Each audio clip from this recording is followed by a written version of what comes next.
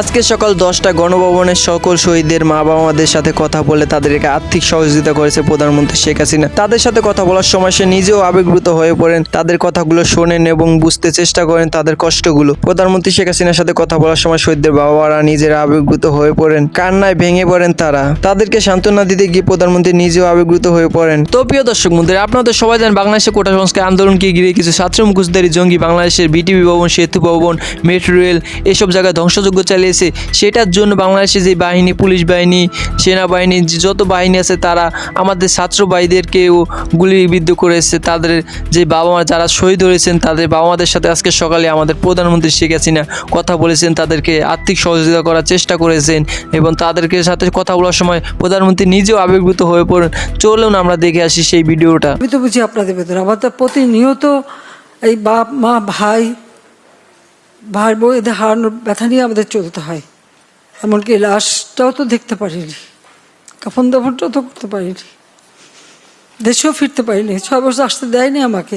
তারপর যখন আসছি সারা বাংলাদেশ ঘুরছি, চেয়েছি এই দেশের মানুষের জন্য একটু, কারণ আমার বাবা বলতেন দুঃখী মানুষের মুখে হাসি ফোটাও। আমি সেই চেষ্টাই করে যাচ্ছিলাম, কিন্তু এই যে বারবার যে এই ধরনের ঘটনা ঘটাবে, এই সন্ত্রাসী ঘটনা ঘটাবে, এটা তো কাম্য না। আর মানুষ কি দোষ করলো যেভাবে মানুষ খুন করতে হবে? মানুষ খুন করে সরকার পতন, এটা কবে হয়, কখন হয়? সাধারণ মানুষ কি দোষ করেছে? আমি আসলে আপনাদেরকে আমি কি বলে সান্ত্বনা দেবো? আমি খালি একটু বলবো যে আমি আপনাদের মতনই একজন, বাবা মা ভাই হারানো সেই এতিম। কাজে আপনাদের কষ্ট আমি বুঝি, আমি আছি আপনাদের জন্য, আপনাদের পাশে। আর আমার চেষ্টা থাকবে যারা এই খুনের সঙ্গে জড়িত খুঁজে খুঁজে বের করে তারা অবশ্যই যেন শাস্তি পায়, সেটাই আমার প্রচেষ্টা থাকবে, সেটাই আমি করবো। আপনাদেরও সাহায্য চাই, কারণ আপনাদের কাছেও সাহায্য, যদি আপনারা কিছু জানেন চেনে আমাদের জানাবেন। কারণ এইভাবে বারবার বাংলাদেশটাকে নিয়ে খেলা, এটা আর হতে দেওয়া যায় না। কাজে আমি আপনাদেরই সাহায্য চাই। আর এটুকু মনে করবেন যে আপনারা আপনজন হারিয়েছে, আপনারা একটা শোক সইতে পারেন না। আর আমি কী শোক সই নিয়ে দিন রাত পরিশ্রম করে যাচ্ছি, শুধু কারো এই দেশের মানুষের জন্য। কিন্তু আজকে এইভাবে বাধা দেওয়া, যা কিছু করি জ্বালায় পরে শেষ করে দেওয়া, এটা তো কোনো দিনই গ্রহণযোগ্য না। বা সাধারণ মানুষই তো সুবিধা পেত। এই মেট্রো রেলে কারা চলতে, এক্সপ্রেস ওয়েতে কারা চলে? মানুষের কাজ করাটাই তো আমার কাজ।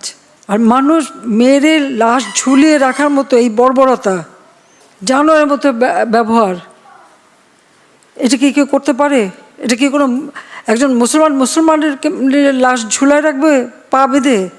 যারা এগুলির সাথে জড়িত অবশ্যই তাদের বিচার হবে, তাদের বিচার করতে হবে, নইলে মানুষের নিরাপত্তা দেওয়া যাবে না। আপনাদের কাছে শুধু এটুকু বলবো যে আপনারা সবর করেন আর আল্লাহকে ডাকেন যেন এই সমস্ত খুনি জালেম এদের হাত থেকে আমাদের দেশটা যেন রেহাই পায়। শুধু আমি এইটুকু বলতে পারি যে আমি আপনাদের সাথে আছি, পাশে আছি।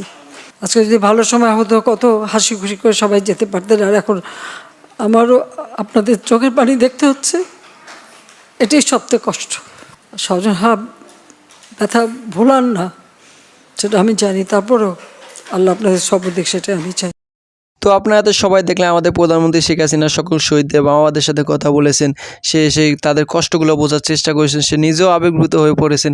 সে যতটুকু পারছে আর্থিক সহযোগিতা করছে। আর আপনাদের যদি আমাদের ভিডিওগুলো ভালো লাগে তাহলে ভিডিওতে একটা লাইক করে দিন আর চ্যানেলটাকে সাবস্ক্রাইব করে আমাদের পাশে থাকবেন।